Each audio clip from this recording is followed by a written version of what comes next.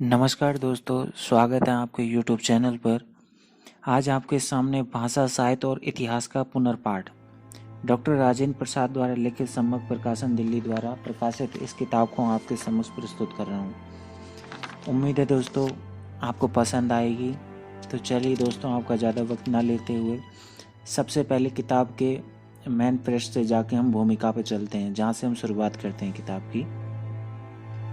तो सबसे पहले डॉक्टर राजेंद्र प्रसाद जी अपनी भूमिका में लिखते हैं कि फेसबुक का इस्तेमाल करते वक्त मैंने निश्चित किया कि जो भी पोस्ट लिखी जाए वे सार्थक हों, ऐसा कि भविष्य में उस पुस्तक का रूप दिया जा सके। इसलिए मैंने जो भी लिखा तथ्यों की प्रमाणिकता जांच करके लिखा। पोस्टों को लिखने के क्रम में मैंने कई पुस्तकों का गहन अध्ययन किया, मगर सोचा अपने ढंग और लिखा भी अपने ढंग से है। विभिन्न विधाओं एवं विषयों की पुस्तकों ने सोचने और लिखने में मदद की, मगर उनकी नकल मैंने नहीं की है। भाषा विज्ञान, इतिहास, साहित्य और चिंतन को मैंने जिंदा करके देखा है, कारण कि पुस्तक में घिसते घिसते मुर्दा हो गए थे। बरसों से भाषा विज्ञान को नीरस विषय माना जा रहा था।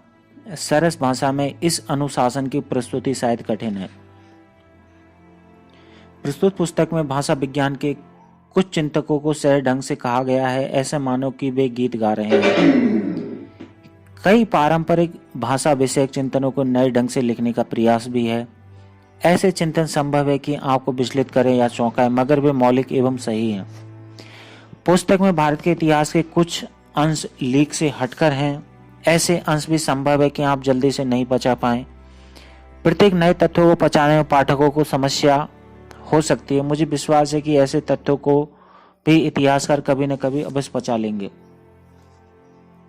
कई धार्मिक ग्रंथों का काल निर्धारण नए तरीके से किया गया है। संभव है कि धर्म भीरु मन उसे मानने से इनकार करे, मगर पुरातात्विक वैज्ञानिक पद्धति एवं नए शोधों के आलोक में उसे पुष्ट किया गया है। संभव है कि ऐसे नए विमर्श से कभी भारतीय इतिहास में नए गवाक्ष खुलें। साहित्य में, विशेषकर हिंदी साहित्य में भी नए ढंग से सोचने की जरूरत है। रस, सिद्धांत, उदात्त भाव जैसे कई अवधारणाएं इस पुस्तक में नए ढंग से प्रस्तुत की गई हैं।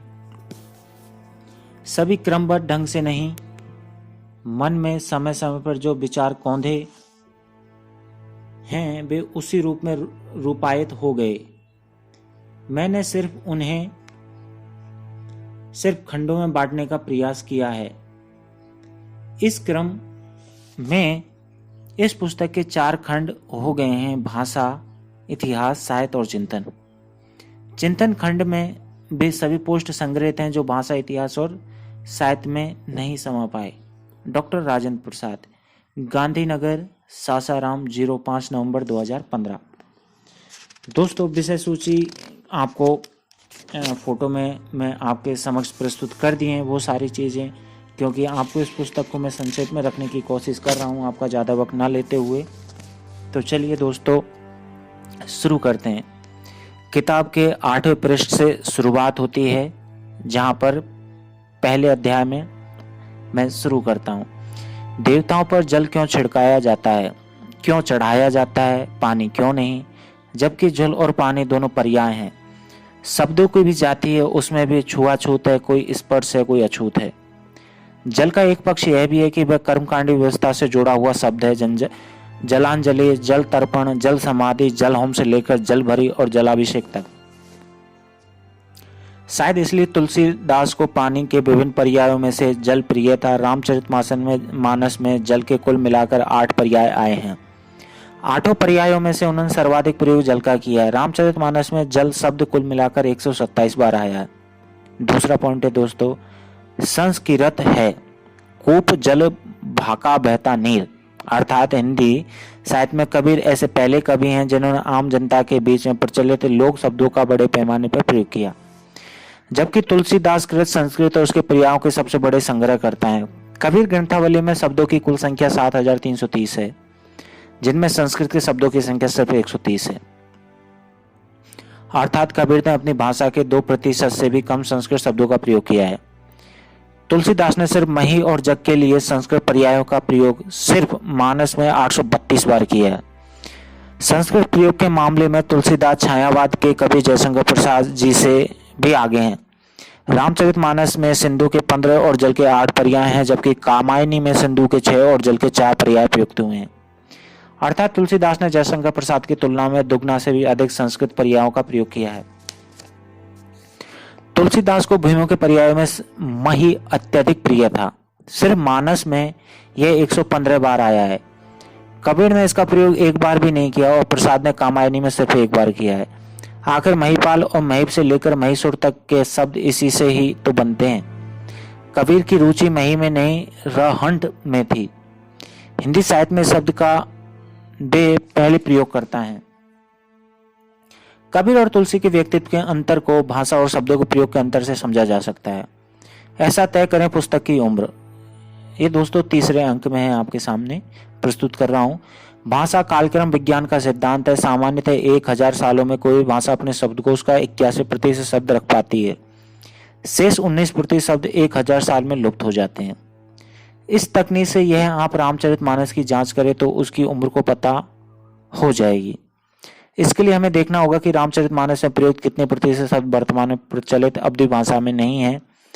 यदि मानस के 19% शब्द आज की अवधि में अप्रचलित हैं तो माना जाएगा कि तुलसीदास का मानस 1000 साल पुराना है। और यदि 9.5% शब्द आज की अवधि में उसके अप्रचलित हैं तो माना जाए कि मानस की उम्र 500 साल है। ऐसे ही और मैंने इस तकनीक के माध्यम से कौटिल्य के अर्थशास्त्र और गीता पर विचार किया है, जो निष्कर्ष आया कि उपयुक्त दोनों पुस्तकें गुप्तकालीन है और कौटिल्य का अर्थशास्त्र की रचना गीता के कुछ ही पहले हुई है। ऐसा कहा जाता है कि भारत की सर्वाधिक पुरानी भाषा संस्कृत है, मगर संस्कृत में लिखे गए अभिलेख भारत में ईसा से पहले मिलते ही नहीं। इसलिए अमेरिका के प्रसिद्ध भाषा वैज्ञानिक ब्लूमफील्ड ने इस पर आश्चर्य व्यक्त किया है। ऐसा नहीं कहा जा सकता कि भारत में लेखन कला का अभाव था। कारण है कि हड़प्पा लेखन के लगभग 4000 नमूने उपलब्ध हैं। मौर्यकालीन वे अभिलेख जो पढ़े जा सके वे प्राकृत में ईसा से पहले भारत में संस्कृत में लिखे गए किसी भी अभिलेख का कोई अता पता नहीं है। संस्कृत का प्रथम अभिलेख रुद्रदामन ने जारी किया। उसके पहले के जो भी अभिलेख इस देश में पाए गए सभी प्राकृत भाषा में रचे गए हैं। रुद्रदामन के जूनागढ़ अभिलेख 150 ईस्वी के बाद भारत में अभिलेख संस्कृत भाषा में लिखे जाने लगे। यदि आप पुरातत्व को प्रमाण माने तो भारत की पुरानी भाषा प्राकृत है, जबकि संस्कृत बहुत बात की है। 5वां पॉइंट है दोस्तों, मैं झारखंड का मुंडा आदिवासी बोल रहा हूँ। अनपढ़ और गवार की भांति पंजे अर्थात हाथ की 5 उंगलियों को गिनकर 5 पंजे बोलने वाला आर्य। अरे ओ मेरे छोटे भाई, मैं कई मामलों में आपसे 20 रहा हूँ और 20 की गिनती कोडी मेरी है। 6वां बिंदु है, डोम जानी हमने के छुए से डेरैले। डोम जानी हमने के छुए रे डेरैले। आपकी नजरों भारत की सर्वाधिक घृणित जाति में मैं डोम हूँ। बावजूद इसके मैं यहाँ का आपसे पुराना निवासी हूँ। आपसे कई पीढ़ी पहले मैं यहाँ रहा हूँ। मेरे पास इसके कई सबूत हैं। सुना है नहीं? आपने भाषा विज्ञानी प्रोफेसर प्रेजेलुस्की का नाम है। वे ही बता गए हैं कि हिंदी में मम्ब युक्त ध्वनि वाले शब्द ऑस्ट्रिक के हैं। मिसाल के तौर पर दाडिम्ब अर्थात अनार, अलम्बू अर्थात लौकी, अम्ब अर्थात आम और मैं डोम्ब यानी डोम भी। आपने मेरा एक नाम कोल अर्थात सुअर रखा है, पर मैं सुअर नहीं हूं, आदमी हूं। याद है ना, आप खेत को कोली बोलते हैं और गांव की गलियों को भी। विश्वास न हो तो डिक्शनरी पलट लीजिए। भारत की गलियों में और खेत में मेरे हैं, कोलों की हैं, तभी तो उसे कोली कहा जाता है। 7वां पॉइंट है, व्याकरण की पुस्तकों में तत्सम और तद्भव का प्रपंच संस्कृत की जननी भाषा साबित करने का साधन है। ग्रह न तत्सम है और न घर तद्भव है। दोनों एक दूसरे के प्रतिरूप हो सकते हैं। ग्रह से नहीं जन्मा है घर। यहाँ का भाव देने वाला शब्द पाली में इध है और संस्कृत में इदम है। हिंदी का इधर तो पाली से जुड़ा है, संस्कृत से नहीं। इसलिए व्याकरण में भाषाई प्राचीनता का ढोंग रचने वाले तत्सम और तद्भव के प्रपंच की जगह प्रतिरूप अर्थात प्रतिनिधि का प्रचलन होना चाहिए। 8वां बिंदु है, स्कूल में तो यह भी पढ़ाया जाता है कि शब्दों के 2 भेद हैं, सार्थक और निरर्थक। जबकि शब्द सिर्फ उसे कहते हैं जिसका कोई अर्थ है। जिसका कोई अर्थ नहीं वह शब्द भी नहीं है, और जो शब्द नहीं उसे आप शब्द भेद में कैसे रख सकते हैं। राजतंत्र, राज गया, राजा गए, गया राज और पाठ बाकी अभी भी जिंदा है उनके ध्वंसावशेष। आज भी है राजा को सोने के लिए भवन, राजभवन। आज भी जीवित है वह नगर, वह राजधानी जहां राजा स्थायी रूप से कोष में स्थायी रूप से करता था और निवास और आज भी है। दूसरे राजा के यहाँ प्रतिनिधित्व करने वाले उसके राजदूत ऐसे अनेक रस्सी जल गई पर ऐठने गई। 10वां बिंदु, घेर कर बनाया हुआ घेरा है घर और घरौंदा। घर को तो आप संस्कृत के गृह से जोड़ लेते हैं, फिर घेरा, घेरना और घरौंदा को संस्कृत से कैसे जोड़िएगा। 11वां बिंदु, संस्कृत के कपाट से नहीं खुलेगा आपके घर का केबाड़। नागालैंड के आदिवासियों से आपको लेनी होगी मदद। वहां के का अर्थ है घर, जो घर के जाने से रोके वह है केवाड़। हाँ, वहीं के अर्थात घर जो मायके और पियके में है, यानी कि माँ और माँ का घर और पिया का घर। 12वां बिंदु, कुत्सा अर्थात निंदा और कुत्सित मतलब नीच जैसे शब्दों को हिंदी शब्दकोश से बाहर करो भाई। कोत्स वेद विरोधी थे और उन्होंने वेद को बकवास बताया। उन्हीं की वेद विरोधी विचारधारा को कुत्सित विचारधारा कहा जाता है। 13वां बिंदु, मैं चांद हूं, कई पौराणिक गल्प और मिथक जुड़े हैं मेरे साथ। एक यह है कि मेरे ऊपर सस अर्थात खरगोश लेटा है, इसलिए शशांक हूं। दूसरा यह है कि मेरे ऊपर मृग हरिणी का निवास है, इसलिए मैं मृगांक हूं। ऐसे अनेक। मेरे जेंडर को लेकर दुनिया में बड़ा विवाद है। बेबीलोनिया के लोग मुझे बेहद खूबसूरत स्त्री मानते हैं। गॉथिक, लिथुआनिया और एंग्लो सैक्सन भाषाओं में मैं पुरुष हूं। संसार के कई कवियों ने मुझे प्रेमग्रस्त स्त्री के रूप में चित्रित किया है। भारत के पौराणिक आख्यानों में मैं भी व्यभिचारी हूं। अहिल्या के सतीत्व भंग में मैं इंद्र की मदद की थी। हे भाई, मैं तो मिट्टी हूं, मुझे स्त्री और पुरुष के झमेले में मत डालो। मैं लिंग विहीन हूं, मैं व्यभिचारी नहीं कर सकता, मुझे लिंग विहीन ही रहने दो। मेरे जैसे सभी लिंग विहीनों को लिंग विमर्श से मुक्त रखो। ईंट और पत्थर की पूंछ उठाकर मत देखो कि वह नर है अथवा मादा। 14वां पॉइंट है दोस्तों, वहीं अरविंद कुमार शब्दों के शहंशाह, भारत में समांतर कोश के जनक अरविंद कुमार, हाथों में शब्दों की जादुई छड़ी लिए हुए शब्दों का जादूगर अरविंद कुमार जादुई छड़ी घुमाकर भी गढ़ते हैं हजारों से लेकर लाखों पर्याय, बिलों अब भिन्नार्थक शब्द। शब्दों की चोट से घायल अरविंद कुमार शब्दों के बेहद खूबसूरत चित्रकार अरविंद कुमार शब्दों की सैया पर लेटे बिंदे अरविंद कुमार शब्दों की घनघोर बारिश में भीगा अरविंद कुमार अभी अभी छपकर आया है। Arvind word power, English Hindi बेजोड़ शब्दकोश, एक शब्द को लेकर अनेक यात्राओं पर लेकर उड़ जाता है। अरविंद कुमार का यह शब्दकोश गोता लगाते रहिए, मोती खोजते रहिए। भाषा विज्ञान में भैंस के साथ जाती हुई है शब्दकोश में भैंस का सिर्फ एक अर्थ है, जबकि गो के वैदिक कोश में 22, संस्कृत कोश में 25 है और हिंदी कोश में 29 अर्थ हैं। गौ से अनेक शब्द भी बनते हैं। मिसाल के तौर पर गवाक्ष, गोहार, गेहूं, गोधन, गोधूल, गोष्ठी, गोत्र, गोवर, गोरस आदि, जबकि भैंस से अनेक शब्द नहीं बनते।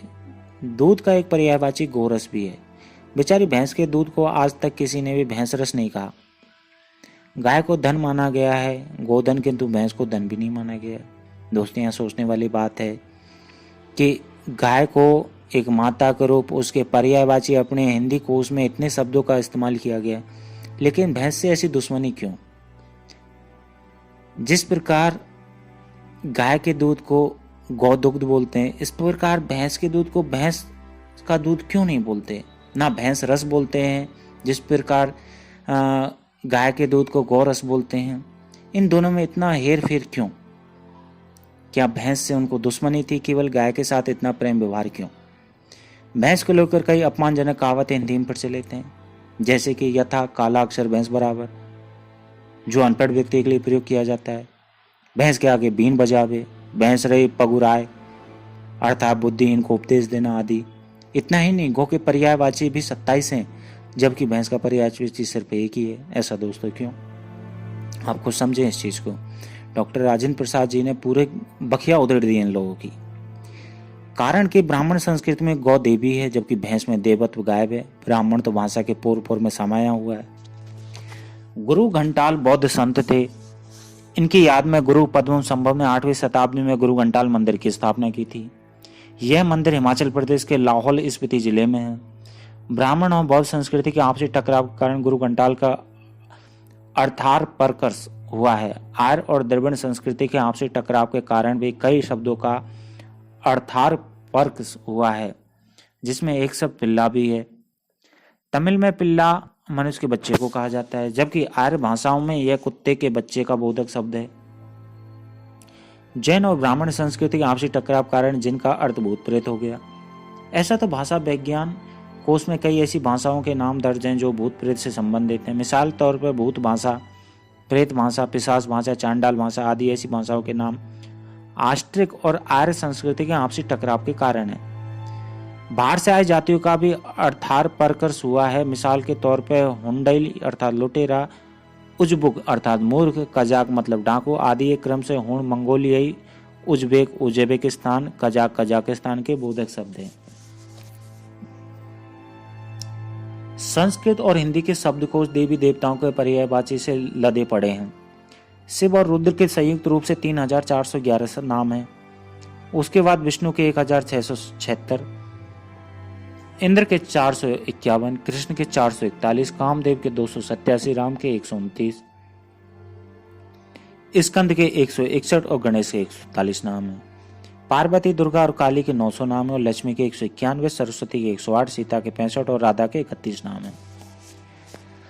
सिर्फ 10 देवी देवता डिक्शनरी में लगभग 10,000 शब्दों पर कब्जा जमाए बैठे हुए हैं। सोचने वाली बात है दोस्तों, पूरी डिक्शनरी में केवल इनके देवी देवताओं के शब्दों का भंडार पड़ा है। केवल इन 3-4 देवी देवताओं को 10,000 शब्दों में समाहित किया है।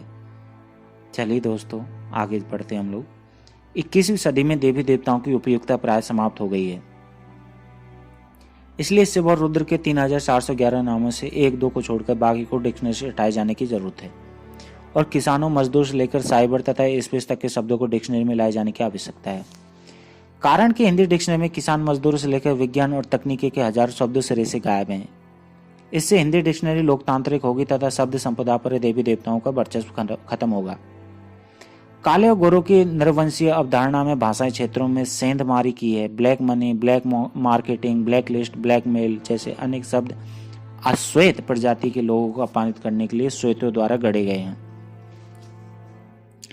हिंदी क्षेत्र की काली माई अर्थात ब्लैक मदर भी इसका एक उदाहरण है। काली माई अर्थात एक ऐसी माँ जो रंग में काली थी, वह अनार्यों की देवी है। अनार्य काले होते हैं, उनके द्वारा पूजित काली माई भी काली थी। काली माई की मूर्ति नहीं बनती है।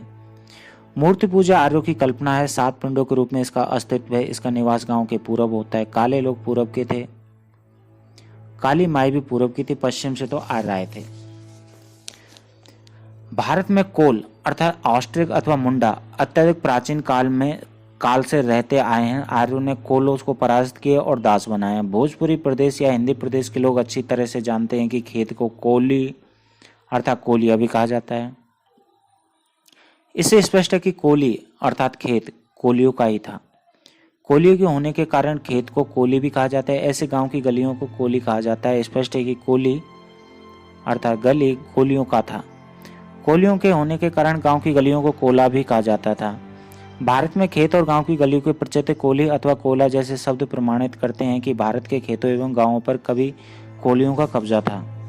20वां बिंदु है दोस्तों, भारत में अनार्य अत्यधिक प्राचीन काल से रहते हैं। हिंदी क्षेत्र के प्राय गांवों के नाम अनार्य मूलक हैं।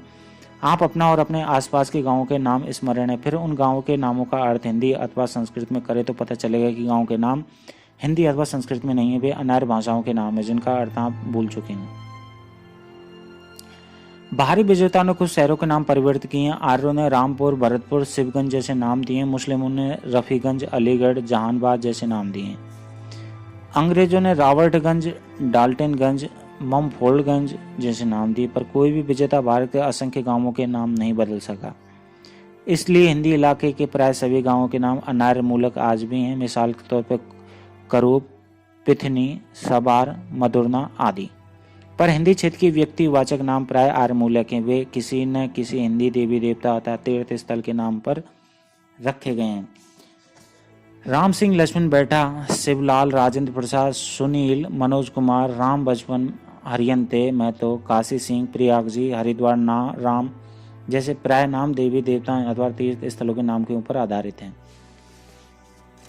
इससे प्रमाणित होता है कि भारत में गांव अनार्यों द्वारा बसाए गए हैं। बाद में आर्यीकरण के फलस्वरूप इन गांवों के निवासियों के नाम देवी देवता मूलक हो गए। 21वां अंक है दोस्तों, भोजपुरी में पत्तों की शब्दमाला। पतई अर्थात पेड़ का पत्ता, पतंग अर्थात पत्ती की तरह उड़ने वाली, पत्तर पत्ते सा लोहे की चादर, पतराइल पत्तों का बना पात्र, पतरई की पत्तों की पतली नायिका, पतराल अर्थात पत्तों का पतला होना, पतलो अर्थात पत्ता मुंज का, पतहर पत्ता ईंख का, पतई पत्तों का ढेर, पताका पत्ते सी उड़ने वाली, पतिल पत्तों सा बारीक, पतोखा पत्तों का दोना, पतोलल पत्तों का पतला करना, पतरा पत्ते पर पूर्व में लिखी गई पोथी, पत्तल पत्तों का बना पात्र, पात पत्ता, पात्र पत्तों सा पतला, और पाती पत्तों पर पूर्व में लिखी गई चिट्ठी। दोस्तों इस चीज़ का जो विषय माला है, इसको मैं आप जो भी आपके सामने मैंने शब्द दिए हैं, शब्दकोश को उठा के भोजपुरी में पत्तों की शब्दमाला, इसको आप चित्र संख्या में देख सकते हैं, मैं आपके सामने प्रस्तुत कर रहा हूँ। चलिए दोस्तों 22वें अंक पे चलते हैं। खोपी अर्थात ढक्कन कलम का आवरण है। खोपा अर्थात जूड़ा बालों का आवरण, खोपा भूसा आदि रखने का आवरण, खपड़ा घर का आवरण, खोपड़ी मस्तक का आवरण। इसका व्युत्पत्ति विज्ञान देव भाषा संस्कृत से नहीं बल्कि जन भाषा से समझा जा सकता है। दोस्तों 23वें अंक में है, महिष का सर्वाधिक पुराना अर्थ महाशक्तिमान है। यह महाधातु से ईसन प्रत्यय जोड़कर बना है, जिसमें गुरुत्व का भाव है। गुरुता का भाव लिए महाधातु से अनेक शब्द बने हैं, यथा महा, महान, महत्व, महिमा आदि। भारत में जब राजतंत्र का विकास हुआ तब महिष का एक नया अर्थ राजा हो गया। कारण है कि महाशक्तिमान धरती पर राजा ही होते हैं। भारतीय बाढ़ में महिषी का अर्थ भैंसा पहली बार स्मृति ग्रंथों में हुआ। स्मृति ग्रंथों से पहले कहीं भी महिष का अर्थ भैंसा नहीं मिलता है।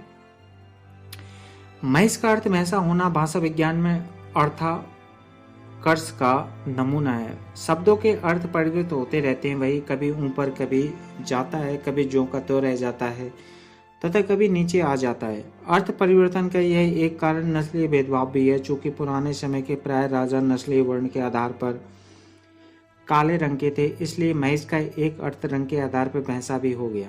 निष्कर्ष यह है कि वर्तमान में महिष के मुख्य रूप से 3 अर्थ प्रचलित हैं। पहला महाशक्तिमान, दूसरा राजा और तीसरा भैंसा। इस प्रकार महिष का अर्थ विकास 3 चरणों में हुआ है। इसका अर्थ महाशक्तिमान पहले चरण का है, दूसरा चरण में इसका अर्थ राजा हुआ और तीसरे चरण में इसका अर्थ विकास भैंसा के अर्थ में हुआ।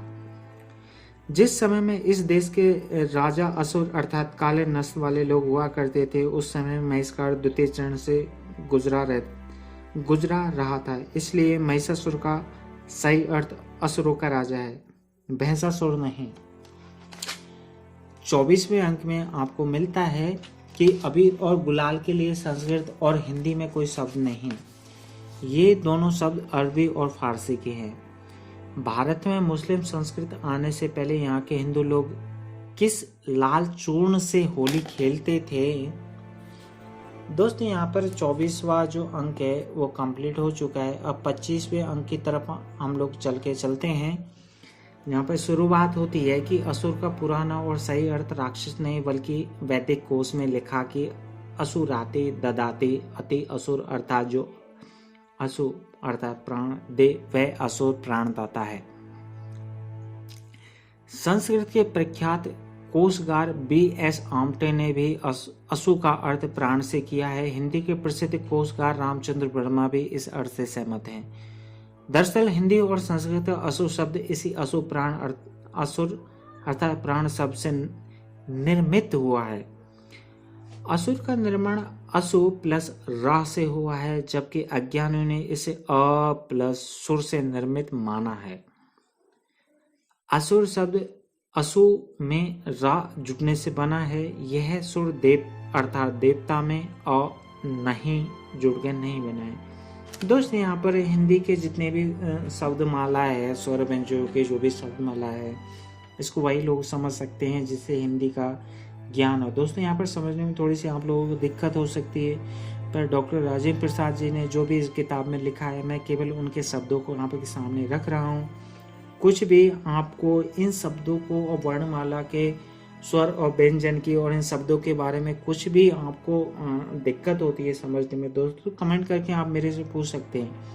मैं आपकी उन समस्याओं का समाधान करने के लिए तैयार हूँ। चलिए दोस्तों आगे बढ़ते हैं। इसे उदाहरण से समझे। असर का अर्थ प्रभाव से होता है। यदि कोई ना समझे के कारण इसकी व्याख्या अर्थात नहीं प्लस सर अर्थात महाशय अर्थात जो महाशय नहीं है करें तो आप इसे क्या कहेंगे। वैसे ही असुर का असु अर्थात प्राण मूल शब्द है।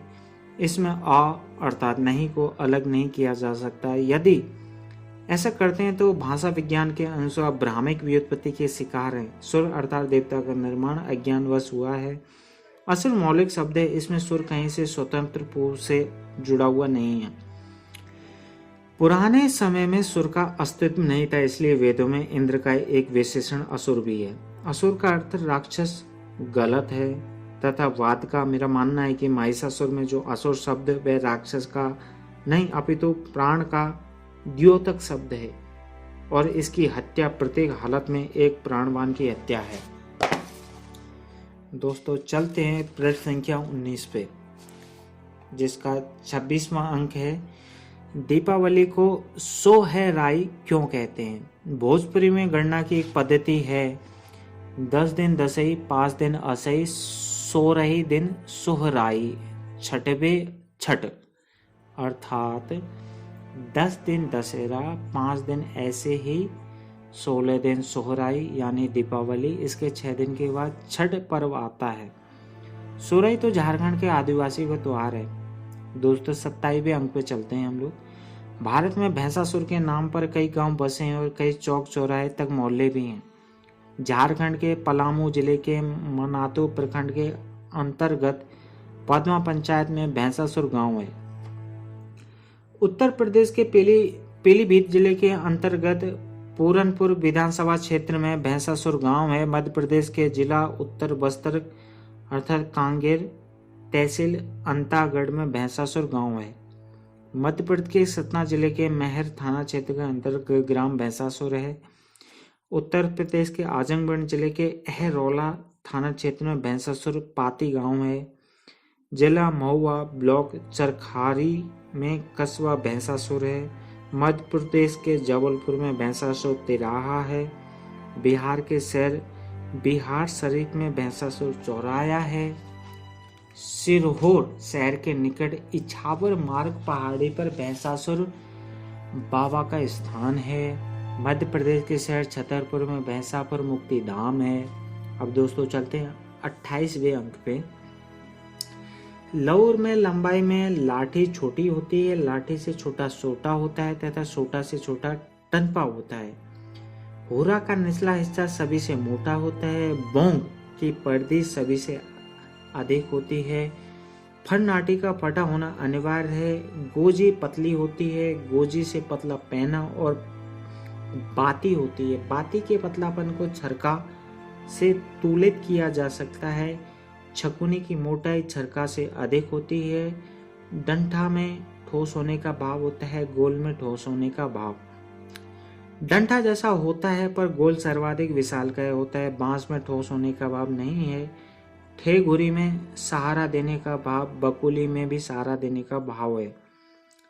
लाठी के प्रयोग का भाव सौंदर्य सिर्फ वे ही समझ सकते हैं जो सिर्फ भोजपुरी में सांस ले रहे हैं। भोजपुरी की राजनीति करने वाले लोगों के लिए शायद यह संभव नहीं है। 29वें अंक में आप देखें, भाषा से ऐसे जाने अपने बच्चों का विकास क्रम। प्राय भाषा वैज्ञानिकों ने माना है कि बच्चे ओठों से बोले जाने वाले ध्वनियों पर या फिर अनुनासिक और घोष ध्वनियों का इस्तेमाल प्रारंभ में करते हैं, लेकिन किसी बच्चे की भाषा में संघर्षी अथवा पार्श्विक या लुमखिट ध्वनि वाली ध्वनियां आने लगेगी तो समझिए कि बच्चा अब सयाना होने लगा है। 6 वर्ष की अवस्था तक कोई बच्चा भाषा प्रयोग के आवश्यक तत्वों के साथ अपना सामंजस्य स्थापित कर लेता है। 6 से 12 वर्षों की अवधि में कोई भी बच्चा समूह के साथ विचार विनिमय की प्रक्रिया को सीखता है। चलते हैं दोस्तों प्रश्न संख्या 22 पे। 12 से 18 वर्ष की अवस्था में वह छोटे बड़े समवयस्क तथा विषम लिंगियों के साथ विचार विनिमय का कार्य संपादित करता है। 18 से 24 वर्षों के बीच व्यवहारों के माध्यम से यथार्थ व्यवहारिक योग की प्रक्रिया गतिशील रहती है। 24 से 36 वर्ष की अवधि में भाषिक विकास के रूप में कोई सामान्य नहीं खोजा जा सकता। यहाँ पर दोस्तों नोट डॉक्टर राजेंद्र प्रसाद जी ने लिखा है कि व्यक्ति वैशिष्ट और बाह्य तत्वों के कारण अपने अपवाद भी मिलते हैं। अब दोस्तों चलते हैं 30वें अंक पर, जहाँ पर लिखा है कि किसी भाषा में खास शब्दों का बाहुल्य और पर्याय वहां के समाज चरित्र और प्रतिबिंबित करता है। अरब में ऊँटों का महत्व है, इसलिए अरबी की प्राचीन बोलियों में ऊँट तथा उससे संबंधित अन्य शब्दों की संख्या 5744 है। आज भी अरबी भाषा में ऊँट के लिए 1000 से अधिक पर्यायवाची शब्द हैं। हिंदी में आपको ऊँट के 5 पर्यायवाची शब्द भी नहीं मिलेंगे। रेगमा लोग नागालैंड में नदी नालों के बीच बसे हैं, इसलिए इनकी भाषा में धोने के लिए अलग अलग तकनीकी शब्द हैं। मिसाल के तौर पर थू अर्थात कपड़े धोना, से अर्थात बर्तन धोना, तच अर्थात हाथ धोना, लू अर्थात शरीर धोना, सो अर्थात सिर धोना आदि से है। संथाली लोग जंगल से जुड़े हैं, इसलिए संथाली में काटने के लिए अलग अलग तकनीकी शब्द हैं। मिसाल के तौर पर गैर दांत से काटने, गेंद छुरी आदि से काटना, माक हंसिया से काटना, मंक कुल्हाड़ी से काटना, सामाक गंडासे से काटना, लाग पसूले से काटना आदि। उराव लोगों की भाषा में सुबह और उसके आगे पीछे के समय के लिए अनेक शब्द हैं। मिसाल के तौर पर लोहाड़ी, बीरी, जलपान का समय, बिज्जो, बीरी, भोर होते समय, पैरी, पैरिम, भोर की बेला, जोल, पोल हेम अर्थात उषा काल, चिरो बेरी अर्थात उड़ते समय, खुड़ती बीरी अर्थात सरगही खाने का समय आदि। अभी दोस्तों चलते हैं प्रश्न संख्या 23 पे, जहां पर अजीम पटेल जी ने लिखा है कि आइसलैंडिक भाषा में द्वीप के लिए सैकड़ों शब्द हैं। संस्कृत में देवी देवताओं का महत्व है, इसलिए संस्कृत में शिव और रुद्र के संयुक्त रूप में 3411 नाम हैं। उनके बाद विष्णु के 1676, इंद्र के 411, कृष्ण के 441, कामदेव के 287, राम के 129, स्कंद के 161 और गणेश के 141 नाम है, और लक्ष्मी के 191 और सरस्वती के 108 और सीता के 65 और राधा के 31 नाम है। 31 अंक पे चलते हैं दोस्तों। भाषा वैज्ञानिकों का फैसला है कि संस्कृत में जो गम अर्थात जाना है, वही अंग्रेजी में कम अर्थात आना। यदि पहला दूसरे के पास जा रहा है तो दूसरे के लिए पहले का आना हुआ। एक के लिए जो जाना है वहीं दूसरे के लिए आना है, यही दृष्टि अंतर है। दृष्टि अंतर के कारण ही एक के लिए जो सतयुग है वही दूसरे के लिए कलयुग है, और दूसरे के लिए जो कलयुग है वही पहले के लिए सतयुग है। ऐसे अनेक एक के लिए जो अच्छे दिन है वही दूसरे के लिए बुरे दिन है। एक के लिए जो सवर्ण युग वही दूसरे के लिए अभिशप्त युग है। चीजों को देखने में अवलोकन बिंदु पॉइंट ऑफ व्यू की भूमिका प्रमुख होती है। 32वें अंक पे चलते हैं दोस्तों। भारत के मूल निवासी चावल का उत्पादन करते थे। आर्य चावल के उत्पादक नहीं थे, वे सिर्फ ओदक अर्थात भात के भोक्ता थे। ऑस्ट्रिकों का शब्द है चावल। चावल का पर्यायवाची तंडुल द्रविड़ों का है और बिहरी किरातों का है, किंतु ओदन अर्थात भात आर्यों का है। निष्कर्ष यह है कि आर्य चावल के उत्पादन नहीं सिर्फ भोक्ता थे।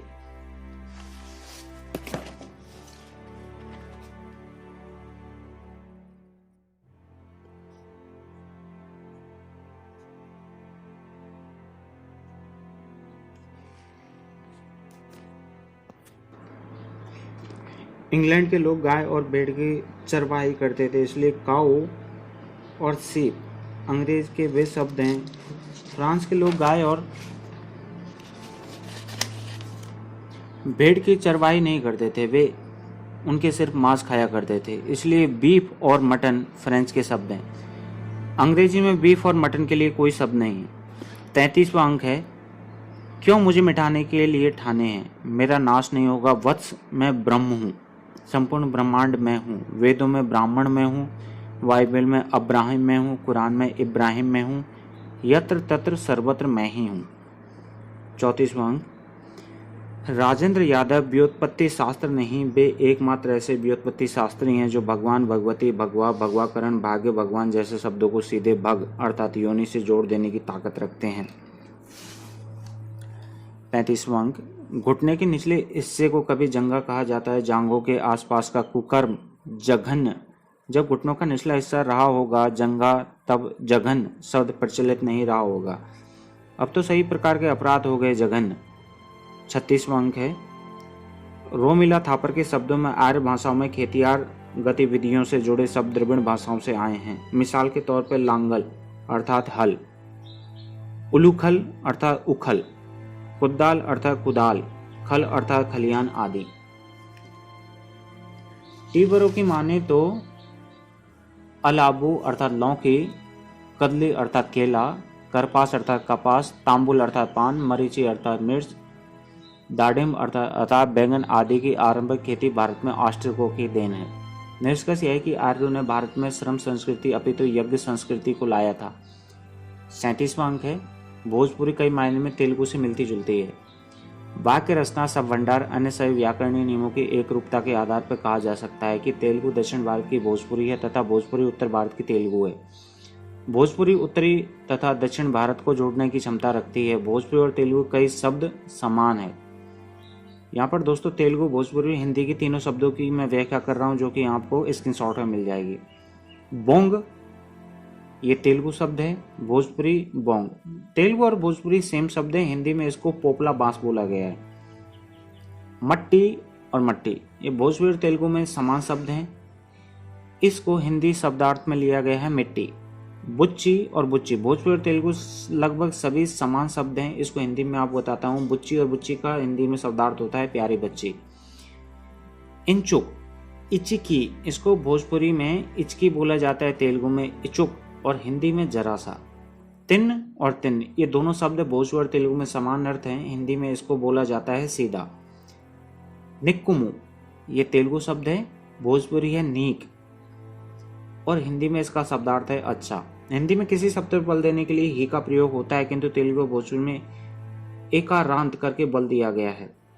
तेलुगु, भोजपुरी, हिंदी के तीनों शब्दार्थ मैं आपके सामने रख रहा हूँ। नारायणे, नारायणे, जहां पर तेलुगु में नारायणे लिखा गया है वहीं पर भोजपुरी नारायणे लिखा गया है।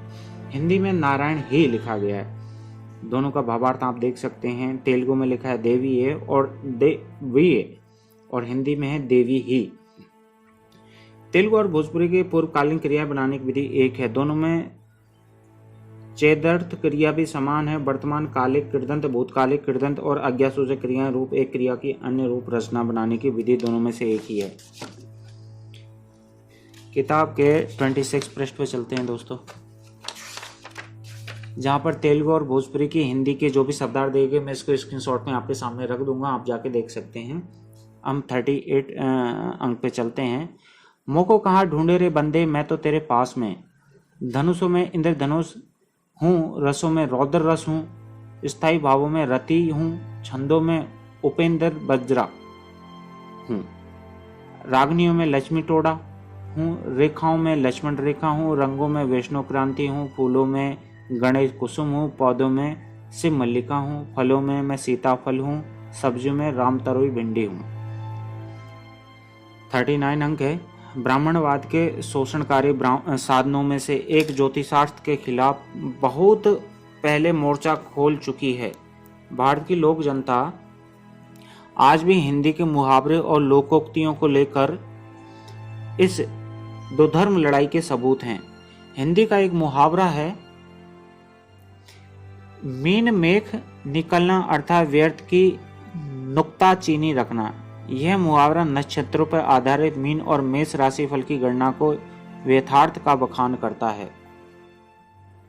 भोजपुरी में एक लोकोक्ति है, घड़ी भर में घर जले 9 घड़ी भद्रा। हे ब्राह्मण देवता, पतरा बंद करो, एक घड़ी में तो मेरा घर आग में जलकर खाक हो जाएगा और आप तो पतरा देखकर 9 घड़ी भद्रा बता रहे हैं, तुम्हारा पतरा व्यर्थ है। 40वें अंक पे चलते हैं। कई पौराणिक गल्पों में व्युत्पत्ति विज्ञान की अवैज्ञानिक किया हुआ है।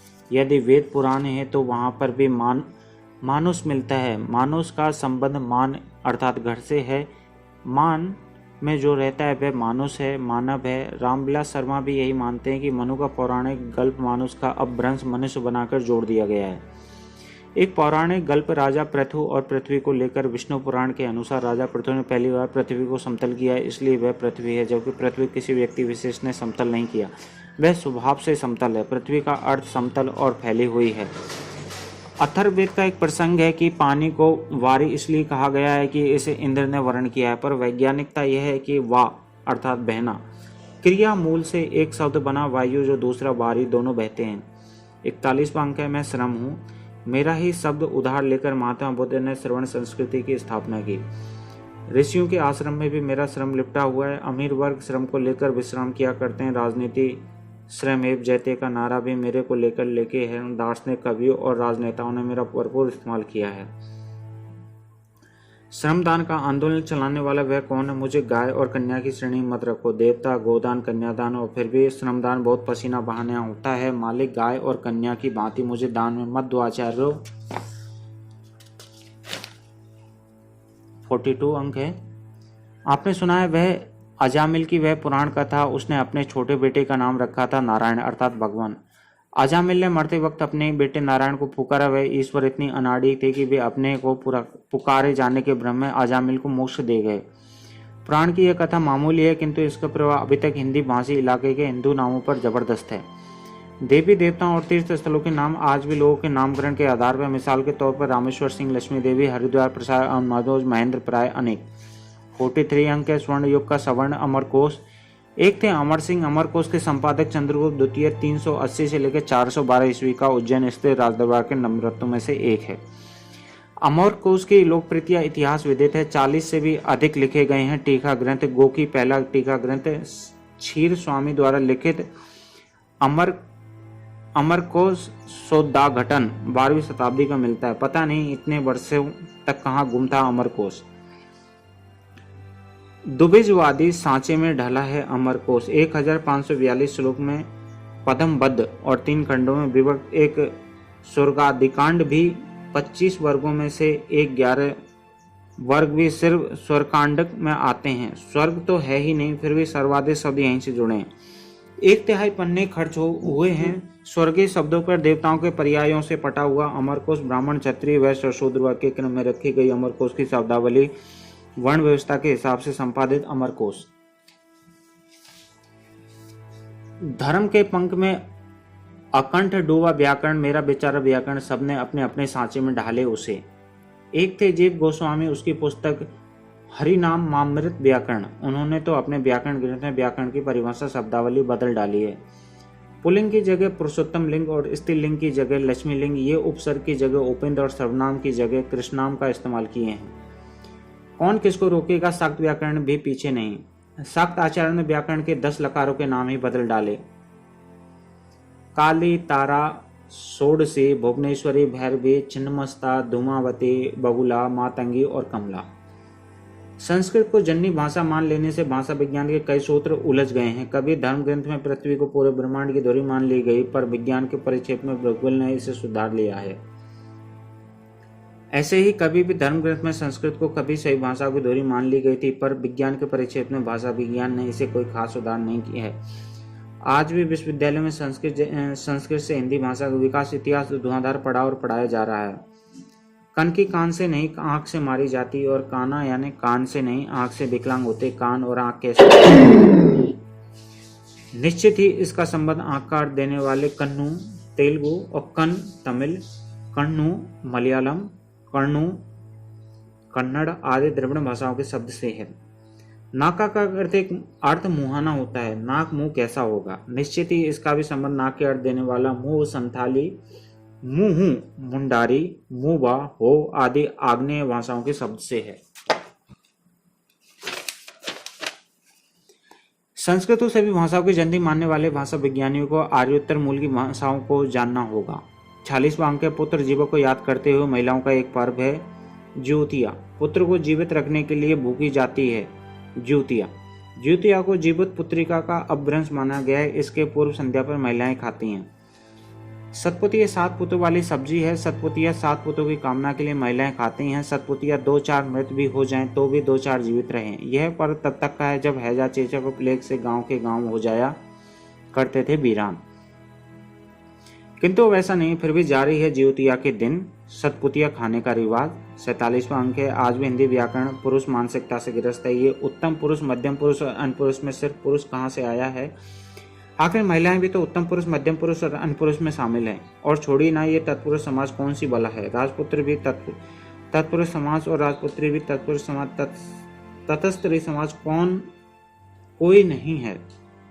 48वां अंक है देवसा भयो वेदसी। मैं सबर हूँ भारत के मूल निवासी में शुमार और अपने देश में ही बेगाना। भारत में बांसुरी का आविष्कार मैंने ही किया है। सिर्फ मेरे परिवार से आते हैं इसलिए उनका नाम एक सबर है। मीमांसा सूत्र के भास्कर सबर स्वामी 4वीं सदी में मेरे थे। भारत के वे पहले भास्कर थे जिन्होंने लिखा कि भूमि पर राजा के साथ प्रजा का संयुक्त अधिकार है। सिद्धि सबरपा भी मेरी जाति के थे जिनकी जाति दूसरों ने हथिया ली। मद्रास के उत्तर पूर्व पहाड़ी क्षेत्र में मेरी भाषा सबर आज भी जीवित है। मुंडा परिवार की तमाम भाषाएं मुझसे जुड़ी हुई। राम को जाति निरपेक्ष साबित करने के लिए मेरे समाज की एक महिला सबरी का इस्तेमाल किया गया है। जब मैं भारत में था तब दशरथ का कौशल नहीं था। जब कौशल नहीं था तो कौशल्या भी कहाँ थी, और जब कौशल्या नहीं थी तो राम भी नहीं थे। भारत के मूल निवासी पश्चिम मेरा समाज अपनी लड़ाई लड़ रही है, बावजूद इसके मैं मेरा अपने समाज उसकी बदहाली से जिंदा हूँ। देव सा भयो विद से। दोस्तों 49 अंक पे हम लोग चलते हैं। बाप के भी बाप होते हैं। हिंदी व्याकरण में पढ़ाया जाता है कि आम तद्भव और आम्र तत्समय, अर्थात आम्र से आम शब्द बनाए। दूसरे शब्दों में आम का बाप आम्र है। चौकी मत, आम्र का भी बाप अम्ब है। अम्ब मुंडा भाषाओं का शब्द है। भारत में आम की खेती मुंडा आदिवासियों की देन है, इसलिए आम्र का बाप अम्ब है, अर्थात आम के दादा का नाम अम्ब है। यदि आम का तत्सम आम्र है तो आम्र का तत्सम अम्ब है। भाषा वैज्ञानिक प्रजिलुस्की ने माना है कि हिंदी में अम्ब ध्वनि वाले शब्द मुंडा भाषाओं से संस्कृत और हिंदी भाषा से आए हैं। यथा अम्ब, निम्ब और जम्बो, दाडिम्ब, अलुम्ब आदि अम्बा, कुटुम्बा, तुम्बा जैसे स्थानीय बाची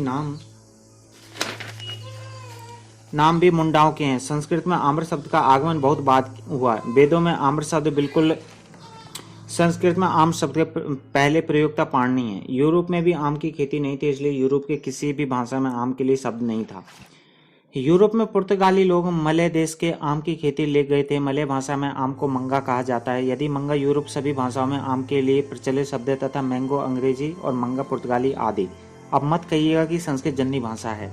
50वां अंक देखते हैं व्याकरण भाषा का अनुशासन है कि व्याकरण की नज़र में जो भाषा की अशुद्धि है वही भाषा विज्ञान की नज़र में भाषा का विकास है।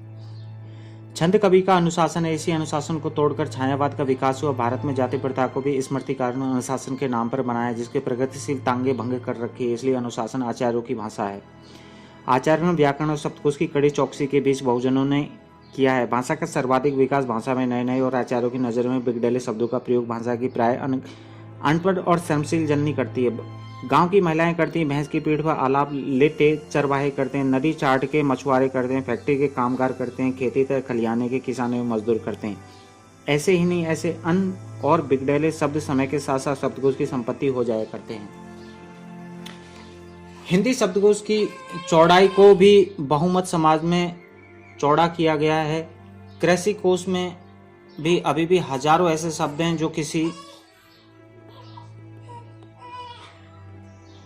जो हिंदी के शब्दकोश से सिरे से गायब हैं। फणीश्वर नाथ रेणु के साहित्य में भी बहुजन द्वारा प्रयुक्त ऐसे हजारों शब्द जो शब्दकोश से बाहर हैं। खेती, खलियान, चौका, चौहान, हाट बाट, कारखाने से लेकर बथान और लोहासार तक अनेक स्थलों भाषा की अनगढ़ शब्दावलियों तैयार होती रहती हैं। आचार्यगण, व्याकरण और शब्दकोश कई मायने में किसी भाषा के विकास में अवरोधक हैं। आचार्यगण और व्याकरण किसी भाषा को नियमों से बांधते हैं, किंतु भाषा के विकास का वेग इतना प्रबल है कि आचार्यगण की नज़रों में कड़ी चौकसी के बावजूद भी कोई भाषा अपनी चौखट पर लटकते हुए व्याकरण के ताले का परवाह नहीं करती, खिड़की से भाग निकलती है। फिर आचार्यगण और व्याकरण खिड़की से भागी उस भाषा को बाद में व्याकरण सम्मत मान लिया गया करते हैं। भारत भाषा के मामले में कई देशों के सापेक्ष एक पारंपरिक देश है। भारत में भाषा की अशुद्धि जानने के लिए पुराने से पुराने ग्रंथों का हवाला दिया करते हैं, जबकि फ्रांस में प्रत्येक 10 वर्ष से फ्रेंच का व्याकरण बदल देने की परंपरा रही है। समाज और संस्कृति तमाम चीजें बदल रही हैं, इसलिए भाषा भी बदलेगी, व्याकरण भी बदलेगा, शब्दकोश का पाठ और चौड़ा भी होगा। जिस व्याकरण में संयुक्त व्यंजन कहा जाता है वह एक प्रकार से वर्ण संकोच है। संस्कृत इसी वर्ण संकोच की भाषा है। मिसाल के तौर पर यजुर्वेद को शब्दों में वर्ण संकोच देखिए। संस्कृत भाषा में वर्ण संकोच का सबसे बड़ा औजार र का बहुरूपिया रूप है। मिसाल के तौर पर र बहुरूपिया का कुछ रूप देखिए। ब्र, ब्र, वर्ब, रा, त्र, छ, ऋषि और ल आदि।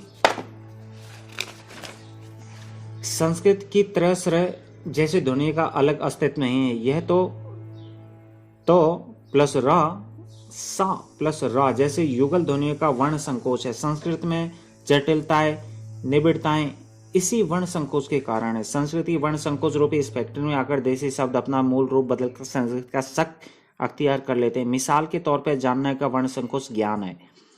पाली प्राकृत में एक ही सिनी ध्वनि है सा, जबकि संस्कृत में 3 है स, सा और से। संस्कृत ने भारत के पूर्व केंद्र में स, मध्य केंद्र में से तथा पश्चिमोत्तर केंद्र में स को उधार लेकर अपनी जटिल बनाया है।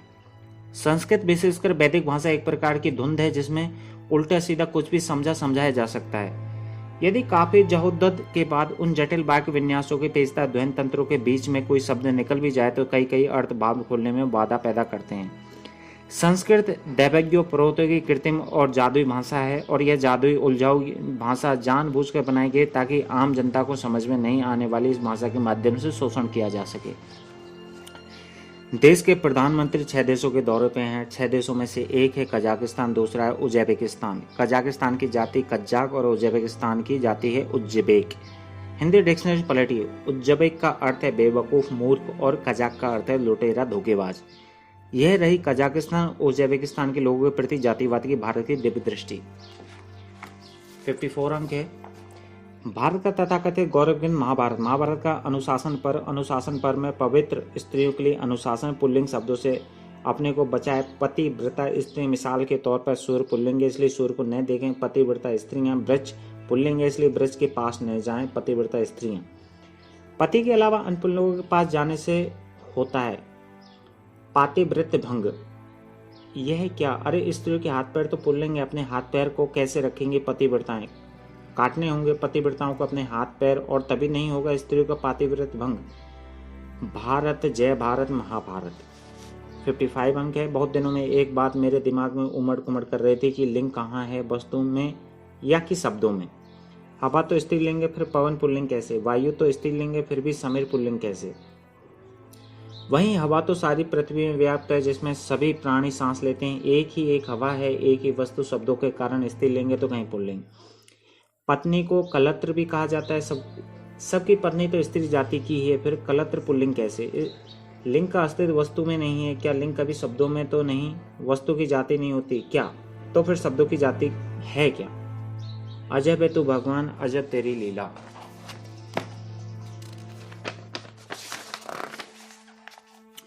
फिफ्टी 56 अंक।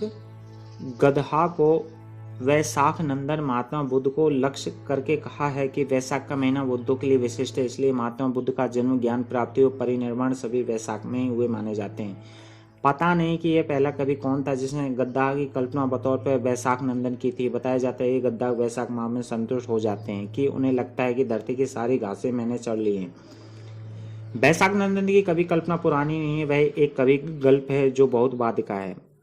यहाँ पर नोट करने वाली बात है दोस्तों, सूत्र, यदि बुद्ध के अनुयायी बुद्धू को ये लोग गलत अर्थ करके मूर्ख कर सकते हैं तो फिर भगवान बुद्ध को वैशाख नंदन अर्थात मूर्ख का पर्याय के रूप में कैसे नहीं चित्रित करते।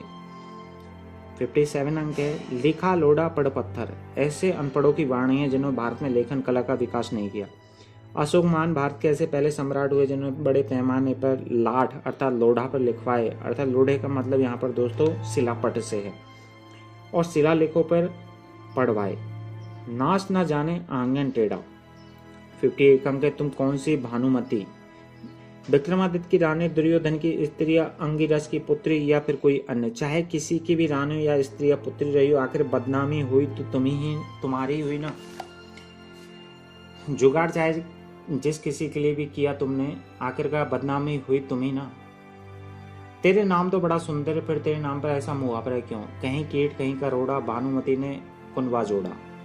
59 अंक है, जयचंद की तो देशद्रोही बताया है, मूलचंद ने आपको क्या बिगाड़ा है, भाई की कहते हैं कि दाल भात में मूसल चंद।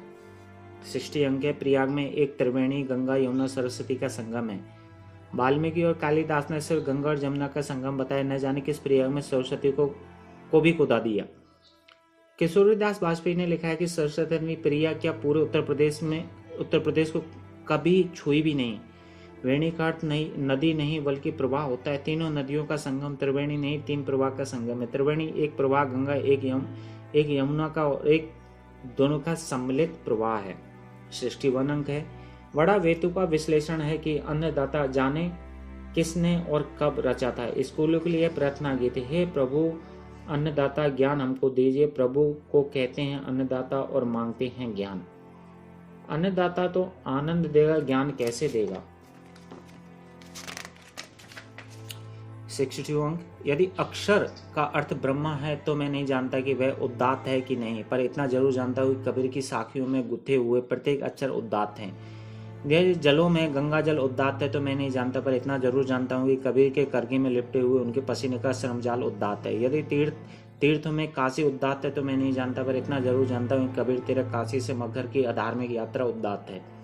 63 अंक, जयशंकर प्रसाद की कामायनी कहने को स्त्रीलिंग है, मगर इसमें 73 पुल्लिंग शब्दों का इस्तेमाल हुआ है और 27 स्त्रीलिंग शब्दों का।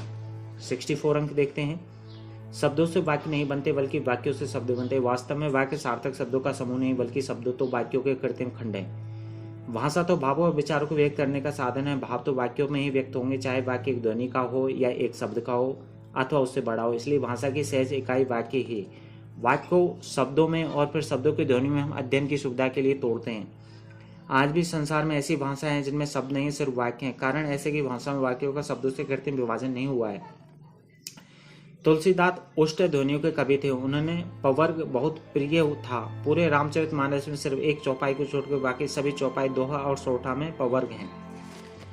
पवर्ग विहीन वह चौपाई है, तात जनक तनया वह सोई, धनुष यज्ञ जेहि कारण हुई। 66 अंक देखते हैं, वैदिक भाषा में रा की महिमा और लय तो अछूत है। वेदों में शायद ही ऐसा कोई शब्द है जिसमें रा और लय एक साथ बैठे हैं। रा की मानसिकता ऐसे है कि वह लय को छूता ही नहीं